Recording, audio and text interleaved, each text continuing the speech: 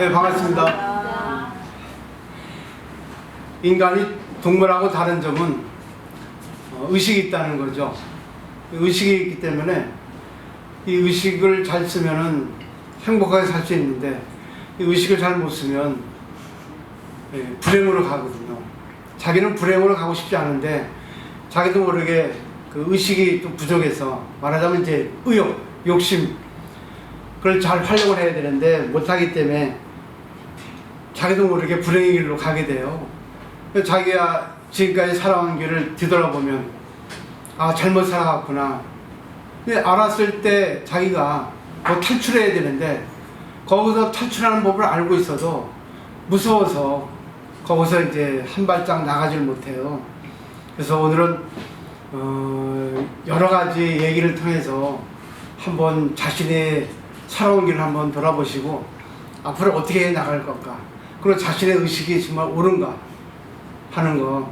중요한 거는 이 인간은 사회적인 동물이기 때문에 사회의 잣대나 사회 교양이나 양식에 구애돼 버리면, 거기에 이제 포로가 되어 버리면 죽은 사람이 돼 버려요.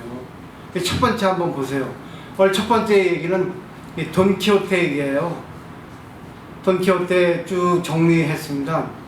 돈키호테는 스페인 작가 세르반테스가 쓴 풍자 소설이에요. 한 400여 년 전, 1600년경에 쓰여진 풍자 소설인데, 이 돈키호테는 과대망상죄에 걸려가지고 그냥 어이없는 소동을 일으키는 그런 충동적 몽상가로 이렇게 평가되고 있기도 하고, 그 반면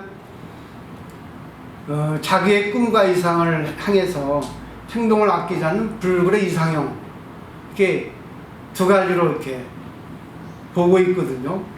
그러니까 돈키호테 보면 이제 풍차를 향해서 이렇게 달려가는 그런 거 많이 기억이 나시죠? 이 이야기는요, 라만차라고 하는 스페인 작은 시골 마을에서 시작이 됩니다. 그 마을에 사는 알론소 키아노가 돈키호테의 원래 본 이름이에요. 근데 이분이 신 가까운 나이에도 불구하고 아주 체격이 조금 강했죠. 좀 말랐는데 군사 하나 없이 그런 시골 귀족이었습니다. 근데 이 사람은 40이 넘는 가정부하고 20살이 안 되는 조카 딸, 함께 농사일을 관리하면서 살아가고 있었죠. 근데 이분이 책을 많이 읽었는데 특히 기사소설, 중세 유럽의 기사소설에 대해서 탐닉하게 됐습니다. 그래서 너무 기사소설에 빠져들어가지고 자기가 좋아하던 사냥도 그만두고요, 이 책을 샀죠. 그리고 이제 자기 경작하던 농까지 팔았습니다. 그리고 책에 빠졌기 때문에 며칠이고 잠도 자지 않고 이제 책을 읽었죠. 그러니까 책을 읽다 보니까 이 소설이 현실이라고 믿게 돼 있어요. 저도 그랬습니다. 불교를 한 30년 하다 보니까 부처님이라는 것이 현실에 없는데 그리고 현실은 믿고 저도 이렇게 돈키호테서는 빠져있죠. 책에 빠지면, 하여튼 자기가 어떤 생각에 빠지면 거의 미치광이 됩니다. 그래서 돈키호테도 마찬가지로 미치광이 된 거예요. 이제 스스로 이제 기사가 되어가지고 세상을 떠돌기로 이제 마음을 먹었죠. 또 재밌는 거는 그 동네에 사는 사람, 그 산초 있죠? 산초 판사라고 하는 사람이 있었어요.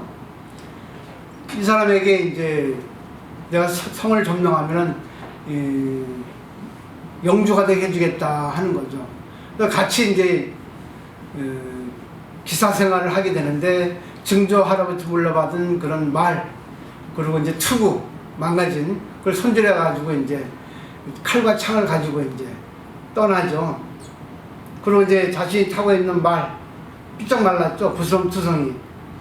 그 말에도 로시란테라고 이름을 붙여주고 그렇습니다. 그러면서 이제 뭐 하인격이 이제 산초 판사를 데리고 같이 떠납니다. 산초 판사는 약간 뚱뚱하고 돈키호테는 약간 말로 그랬습니다. 한번 머리에 한번 그려보세요. 그래가지고 이제 산초 판사를 이제 꼬드겨가지고 섬 하나를 내가 취하면 거기 영주를 시켜주겠다 해가지고 이제 떠납니다. 근데 또 산초를 믿고 같이 떠나게 돼 있어요. 와, 참 힘들죠? 아니죠. 쉽지 않죠? 자기의 와이프, 아내, 자식 다 버리고 떠나는데 있을 수 있겠어요? 그런데 세상의 부정비리, 또 가난하고 천대받는 자들에게 대해서 도움을 주려고 긴 여정을 시작합니다. 근데 비록 망상에서 시작된 그런 결심이었죠. 맨 마지막 줄 보세요. 근데 실제로 상처받은 이에게는 위로도 주고 또 겸손한 태도 보이고 악당하고는 상대해가지고 불굴을 용기를 발휘하기도 했다고 합니다. 돈키호테 소설 두꺼운 책 2권이에요. 읽어보신 분은 아실 겁니다. 그래서 손도 잘 안 되죠. 너무 두꺼워서 책이. 근데 다 생략하고 소설 끝부분에 보면은 이 흥이반 장난반으로 돈키호테를 자신의 집에 초대합니다. 네, 어느 공작 부부가. 그래서 이 돈키호테가 이제 산초에게 섬에 영주를 시켜줬다고 하는 그 말을 듣고 실제로 산초에게 바라따리아라는 섬을 다스려도 해줍니다. 근데 산초가 섬으로 떠나기 전에 돈키호테가 말한 말이 있어요.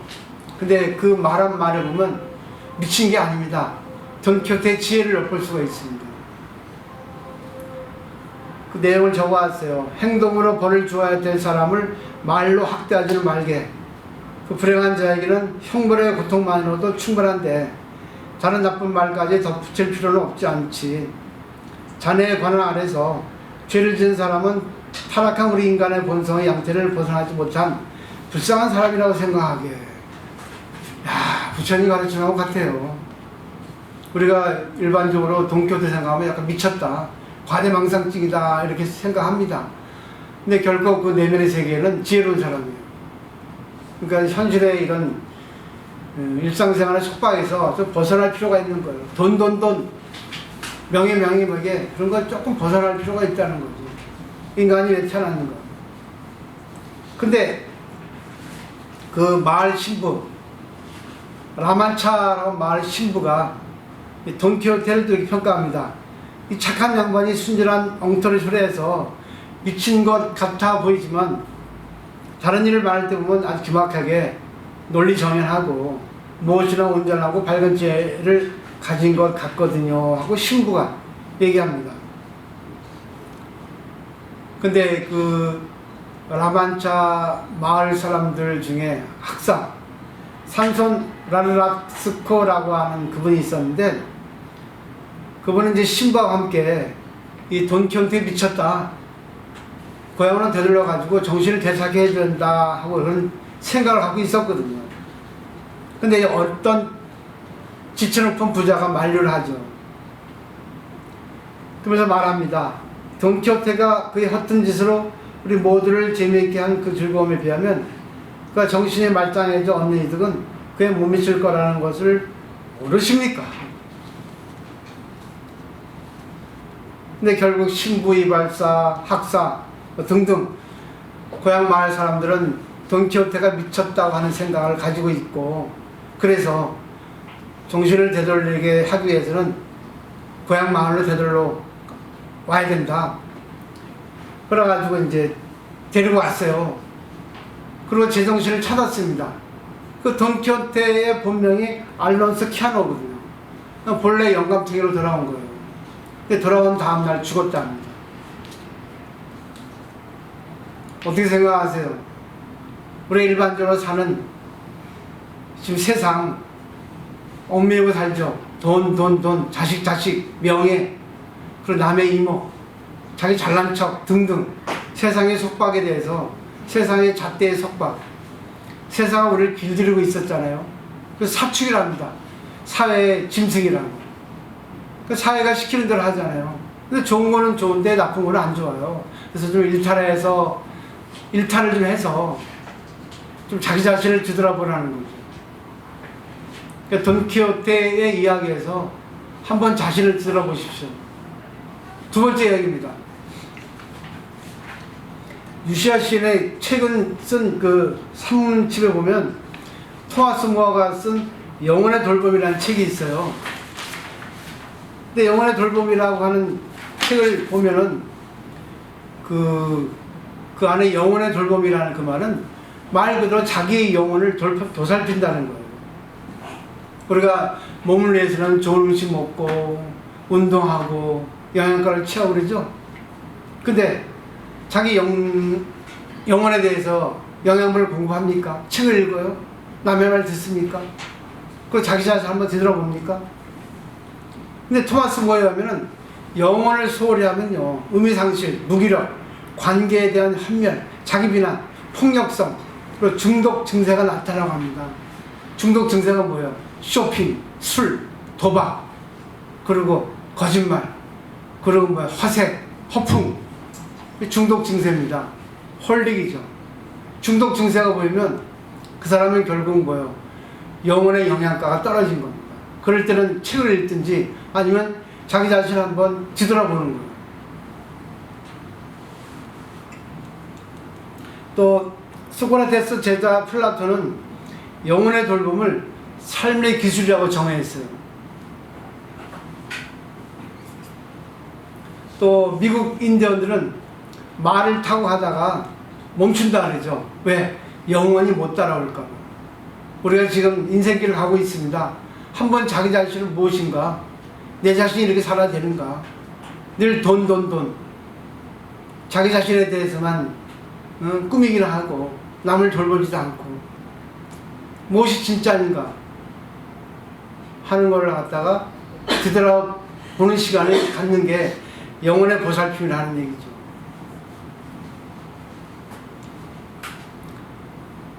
유시는 또 이런 일화를 소개합니다. 한 남자가 숨이 콱콱 막혀가지고 너무 일을 많이 해가지고 콱콱 막혔어요. 잠을 잘 때도 숨이 막혀가지고 깼죠. 의사에 갔더니 의사가 하는 말이 뭐라는 줄 아세요? 당신의 영혼이 주인의 속도를 따라갈 수 없어서 다른 어딘가에 떨어져 있습니다. 자기만의 장소를 찾아 그곳에서 당신의 영혼을 기다려야만 합니다. 라고 했어요. 우리는 늘 불평불만합니다. 자기 자신이 지금 어느 정도 위치에 있는가를 보지 않고 자기 자신이 지금 주어진 그것에 대해서 만족하지 않고 늘 밖에만 향해서 더 합니다. 그리고 남에 대해서 관심도 갖지 않고 남은 당연히 나에게 해줘야 되고 자기는 남에게 해주는 거 없습니다. 남에게 폐만 끼칩니다. 남에게 상처만 줍니다. 남에게 바라기만 하죠. 영혼이 결국 뭐예요? 멍들어 있다는 겁니다. 손상받고 있다는 거죠. 우리의 몸에는 신경세포가 수없이 많이 있어요. 세포는 60만 개조가 있다죠. 근데 그 안에 신경세포가 얼마나 많이 있어요. 신경세포의 손상에 가면은 예를 들면 말을 못하기도 하고 아니면 정신을 조절하지 못하기도 하고 아니면 손이 움직이지 않더라 하고 이 신경세포가 이렇게 중요합니다. 근데 신경세포가 정상인 사람들은 이게 자기 자신의 이성을 조절할 수 있어요. 그리고 진짜 인간의 본질은 무엇인가 알게 됩니다. 근데 신경세포가 망가진 사람은, 약간 손상이 온 사람들은 약을 먹어야 돼요. 신경세포가 너무 과다하게 되면 이성이 컨트롤 안 되니까 포악해지거든요. 그리고 뭐예요? 남에게 뭘 바라기만 하고 마치 짐승과 똑같이 됩니다. 근데 우리는 그것까지 되지 않으니까 우리가 상대와의 관계를 통해서 자기 자신의 한 모습을 볼 수 있어야 돼요. 그 다음에 보세요.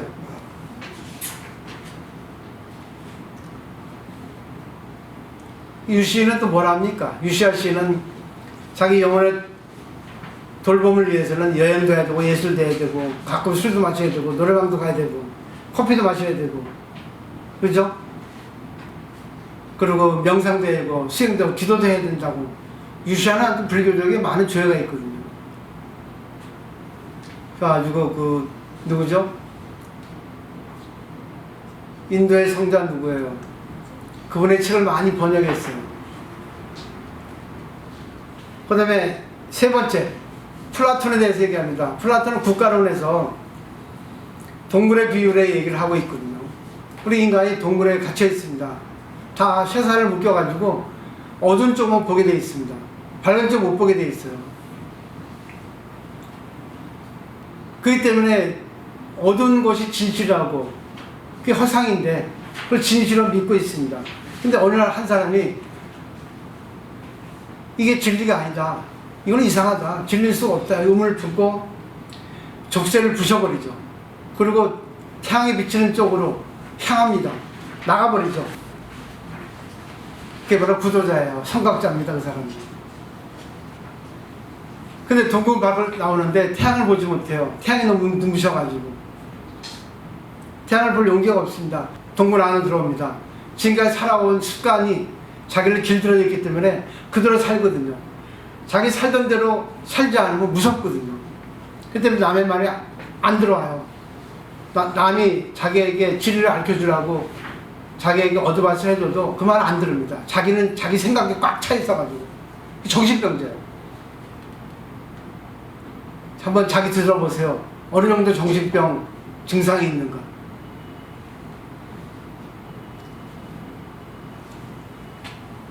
그러면 이데아를 어떻게 인식할 수 있을까요? 그는 쇠사를 끊고 동굴 밖으로 나가가지고 태양을 볼 수 있는 그런 갈망, 원력이 있어야 된다는 거예요. 거기는 갈망이라고 표현했습니다. 진정을 원하고 갈망하면, 내가 진짜 뭘 바라고 그걸 원하면 그걸 믿게 되면은 실천하게 되거든요. 그럼 결국 동굴 밖으로 나가 태양을 용기 있게 바라보게 되거든요. 눈부신 거는 잠깐이거든요. 너무 밝거든요. 근데 플라톤에 하면 그 갈망은 에로스, 숭고한 사랑이라고 합니다. 근데 원래 에로스는 밑에 있지만은 자신이 불완전한 걸 알고 진리를 찾아가지고 찾아가는 마음이에요. 근데 그게 숭고한 사랑입니다. 왜? 지혜가 열리면 자비는 저절로 열어지거든요. 그래서 오늘 제목은 지혜와 자비 그리고 방편이라고 쓴 거예요. 우리가 지혜를 얻기 위해서는 자신이 지금까지 살아온 그런 견해, 생각, 잣대, 고집에서, 속박에서 세상을 족쇄를 풀어버리고 자기의 틀을, 자기의 껍질을 부숴버리고 밖으로 나와야 됩니다. 그래서 불교에서는 아공이라 하죠. 자기를 좀 내려놓으라 그러죠. 자기 생각을 좀 옆에 놓고 남의 말 좀 들으라 그러죠.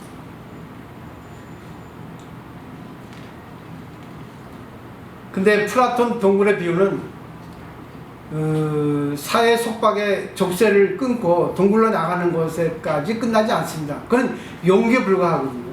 자기가 속박을 끊고 족쇄를 끊고 태양을 바라보는 그런 시점에 있을 때 더 나아가 동굴 속에 갇혀있는 사람을 구제하겠다는 그런 용기까지 또 생겨요. 에로스가 깃들어가지고 숭고한 사랑의 감정이 깃들면요 어떻게 됐어요? 사회 속박 속에서 허덕이고 있는 그런 사람들을 갖다가 구제해야 되겠다 하는 생각을, 자비가 생기게 됩니다. 에로스의 사랑이 생기게 돼 있어요. 이게 바로 플라톤의 에로스론입니다. 그러니까 이데아를 향해서 가는데 이데아는 존재의 본질이거든요. 진리라고 하는 거거든요. 그거를 우리가 향하기 위해서는 갈망이 있어야 돼요. 에로스가 있어야 됩니다. 순간 사랑이. 근데 자기가 그걸 발견하면 그걸 모르고 있고, 그리고 사회 제도 속에서 허덕이고 있는 그런 사람들을 구하기 위해서 욕을 먹더라도 용기를 가지고 그 사람에게 자비를 베푸는 거죠. 이 인문학을 통해서 이제 불교의 가르침을 정리를 해보면, 불교 법화경에 보면은 3초 이목의 비유가 있습니다. 약초의 품에 3가지 풀이 있어요. 크고 중간 작은 거, 2가지 큰 나무 작은 나무가 있습니다. 근데 이것이 다 약초라는 겁니다. 세상의 식물은 약초 아닌 게 없어요. 근데 세상에 독초도 있거든요. 근데 인간이 그 세상의 풀과 나무를 법제하는 거에 의해 가지고 다 약으로 만들 수 있다는 거예요. 그래서 허준의 동의보감을 받으라도 약초하는 게 없다 했습니다. 근데 그 비유는 인간은 어느 누구도 진리 아닌 사람, 부처님 아닌 사람이 없다는 거예요. 근데 그 사람이 자아 때문에, 자기 고집 때문에, 욕심 때문에 자기도 죽이고 남도 죽이는데 그거를 갖다가 벗어나기 위해서는 진리에 대해서 갈망하는 마음, 말하자면 구도심피라는 거예요. 그게 바로 보리심이에요.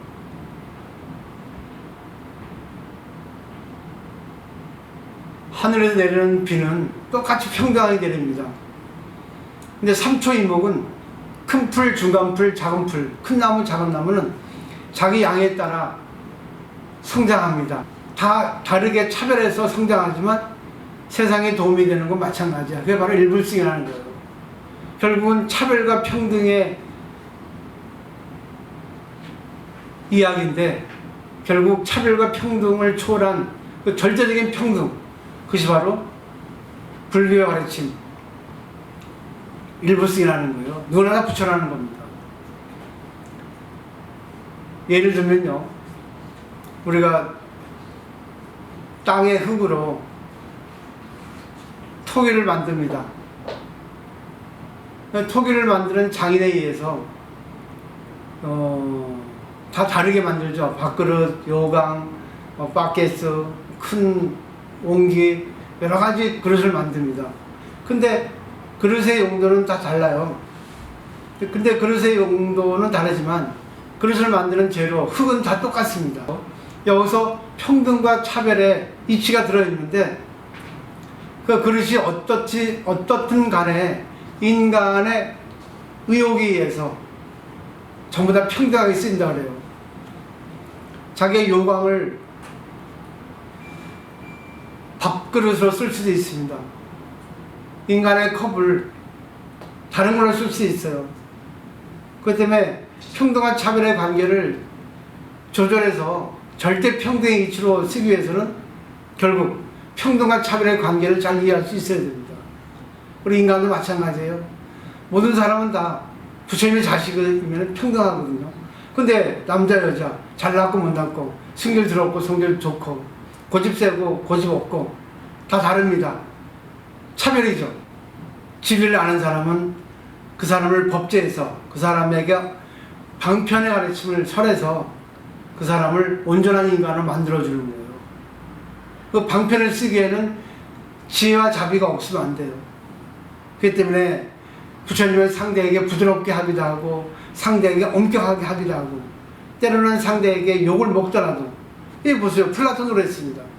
에로스 사랑이나 숭고한 사랑이기 때문에 그걸 알게 해주기 위해서는 그 사람이 사회 속박에서 벗어나게 하기 위해서는 그 사람이 맞는 방법을 써야 되거든요. 여기 중요합니다. 애들을 어리광스럽게 키웠는데 계속 오냐 하면은 마마보이 됩니다. 자기 정신세계를 조절 못해요. 결국 부모가 자식을 어떻게 키우냐에 따라서 자식은 부모의 모습을 똑 닮습니다. 불교는요 1인칭밖에 없어요. 세상에 1인칭, 2인칭, 3인칭이 있습니다. 나하고 너, 저쪽 제3자 1인칭, 2인칭, 3인칭이에요. 근데 나하고 관계하는 상대는 2인칭입니다. 근데 상대도 나라고 보는 거예요. 무조건 1인칭으로 보는 거예요.